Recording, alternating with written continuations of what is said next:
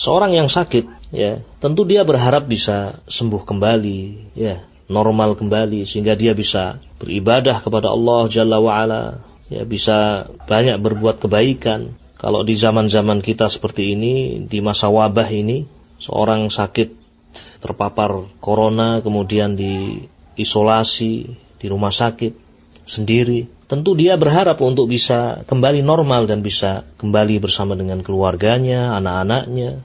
Ingin seorang yang sakit itu kembali normal, sembuh.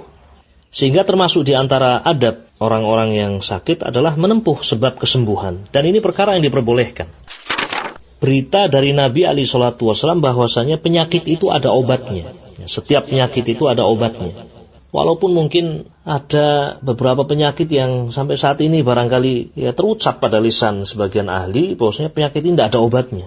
Namun ketahuilah bahwasanya ya yang kita pegangi dan kita yakini adalah apa yang dikabarkan oleh Nabi alaihi salatu wassalam di dalam hadis yang sahih. Beliau mengatakan innallaha lam yadha' da'an illa wada'a lahu shifaan aw dawa'a illa da'an wahida. Qalu ya Rasulullah wa ma huwa? Qala al-haram. Sesungguhnya Allah Subhanahu wa taala tidaklah dia menurunkan penyakit kecuali dia menurunkan pula obatnya, kecuali satu penyakit, kata Nabi alaihi salatu wassalam. Para sahabat bertanya ketika itu, ya Rasulullah, wahai Rasulullah, penyakit apa itu yang tidak ada obatnya? Nabi alaihi salatu wassalam mengatakan al-haram, penyakit tua. Ya, penyakit ini yang tidak ada obatnya. Kalau sudah tua sudah, tidak bisa menjadi muda.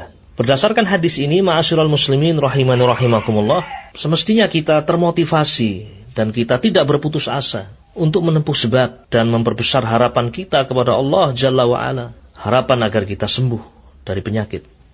Bagi kita yang sakit, hendaknya ketika menempuh sebab kesembuhan, pastikan bahwasanya sebab-sebab yang ditempuh itu adalah sebab-sebab yang halal, sebab-sebab yang mubah. Berobat, mencari obat atas penyakit yang sedang diderita, itu perkara yang diperbolehkan, disyariatkan. Namun ketika kita akan menempuh sebab itu, harus dipastikan bahwa apa yang akan kita jalani, apa yang akan kita makan, apa yang akan kita tempuh, itu adalah sebab-sebab yang mubah. Sebab-sebab yang mubah, sebab-sebab yang halal, bukan sesuatu yang haram. Sebagian orang tidak peduli dengan sebab yang dia lakukan.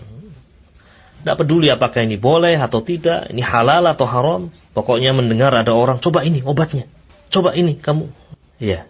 Dan yang lebih menyedihkan lagi ketika sebab yang ditempuh itu bukan hanya sekedar haram biasa, namun itu adalah kesyirikan kepada Allah. Waliyadzubillah.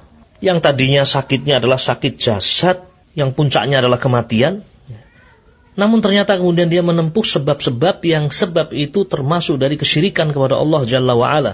Adzabh li ghairillah, menyembelih untuk selain Allah. Ya, kemudian mendatangi dukun, ya, mempercayai perkara-perkara atau berita-berita gaib dari dukun, padahal tidak ada yang mengerti perkara yang gaib kecuali Allah Jalla wa'ala. Yang tadinya penyakitnya hanya penyakit jasad, kemudian menjadi penyakit hati yang menghilangkan imannya.